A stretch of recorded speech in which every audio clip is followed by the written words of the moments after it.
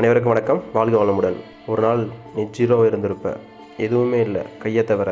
அப்போது உன்னையும் நீ நம்ப வேணும்னு சொல்ல உனக்கு அப்பா இருப்பார். வீட்டில் எதுவுமே இருக்காது, ஆனால் இன்றைக்கி போதும்ப்பா, நாளைக்கு உன் நாளாக மாறும்னு சொல்ல அம்மா இருப்பாங்க. உங்ககிட்ட சொத்து இல்லாமல் இருக்கலாம், ஆனால் உன் அப்பா அம்மாவோட சொத்து நீ தான். உன்னோட அப்பா காலையில் நேரத்துலேயே வேலைக்கு போகிறாரு. யாருக்காக? அம்மா டீ கூட குடிக்காமல் சமையல் பண்ணி முடிப்பாங்க.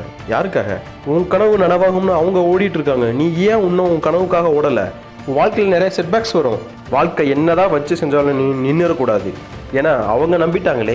நீ யாருன்னு கேட்டான், இன்னொருட பிள்ளை அப்படின்னு மற்றவங்க சொல்லணும். நீ தூங்குற நிமிஷம் முன்னாடி வரைக்கும் உங்ககிட்ட கேள்விகள் வந்துகிட்டே இருக்கும். என்ன பண்ணுறது, எனக்கு மட்டும் ஏன் இப்படி நடக்குது, எனக்கு இதெல்லாம் தேவையா, நான் தனியாக தானா, என் லைஃப் இப்படியே போயிடுமா?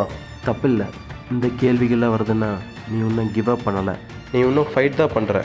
வாழ்க்கையில் நிறைய தடங்கள் வரும், கடன் வரும், காதல் போயிடும், ஃப்ரெண்ட்ஸ் பீட்ரை பண்ணுவாங்க, ஜாப் போகும், ஹோப் போகும். ஆனால் நீ மட்டும் போகக்கூடாது உன் பேரண்ட்ஸ்க்காக. உன்னால் முடியுமா? உன்னால் முடியாதுன்னு சொன்னவங்க நிறைய பேர் இருப்பாங்க.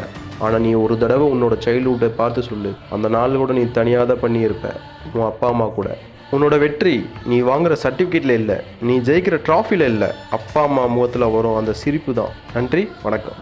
என்றும் உங்கள் பொறியாளன்.